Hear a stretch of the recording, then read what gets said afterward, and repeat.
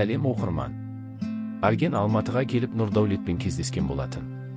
Енді екеуінің тақырыптары ұқсайтын болғасын ба, оны енді білмейміз.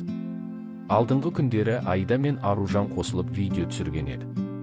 Осыда енді Арген мен Нұрдәулеттің бірігіп видеосын күтеміз бе? Көреміз алда не болатынын. Ал Нұрдәулет болса сол видеода Бішкекке барам деп жатыр енді. Сонда Айдаға қосылуға ма, қалай ойлайсыздар?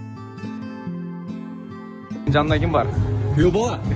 Ассалаумағалейкум, күйеу бала қабылдағандайсың. Күйеу бала емессің сен. Қандайсың досым? Жақсы шүкір Аллаға, өздеріңіз қалайсыздар? Алматы қалай екен? Жақсы досым. Алматы ма? Қашан Қырғызстанға барайын дедіңіз негізі? Бұйыртса, барам ғой енді. Ше досым, барлығы. Ше. Біз дағылы Алматыдағыз. Бұйырса азып Бішкекке жолға шығамыз. Айда болса көптен бері желіге шықпай қалғаны бар. Ойлану үстінде шығар, ажырасу оңай нәрсе емес. Нұрдәулет интервью беріп, өзінің шындығын айтты.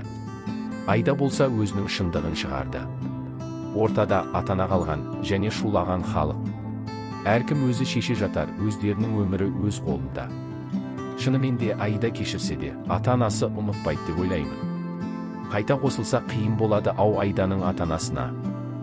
Аружан мен Айда екеуі бірігіп бір керемет видео түсірді. Екеуі де былай екі елден, бірақ күйеулерінен азап шеккен. Қанша дегенмен елдерді бөліп керек емес, екеуі де екі елдің жігіті.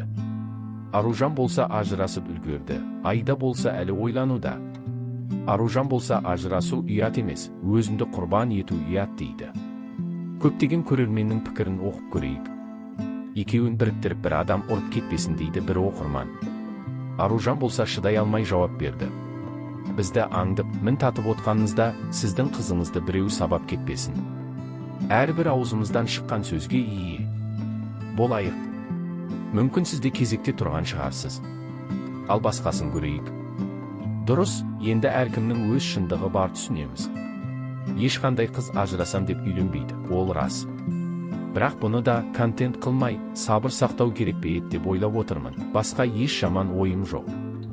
Кінәлау емес қыздар, дұрыс түсініңдер. Мына жерде бұл контенттерінде адамдар басқаша түсініп жатыр да. Сосын не түрлі жаман коммент жазып жатыр. Мына жердегі өте жаман пікірді жазып отырғандар басқа ұлттар екен. Ұлты жаман ба әлде адамы ма?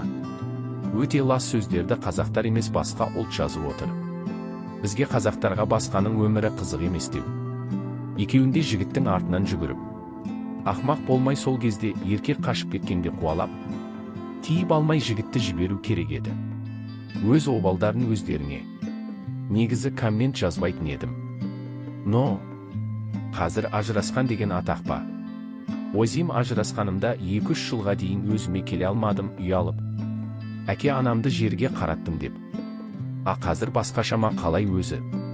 Типа ажырасу үшін күйеуге шығатын сияқты ма? Дейді оқырмандар.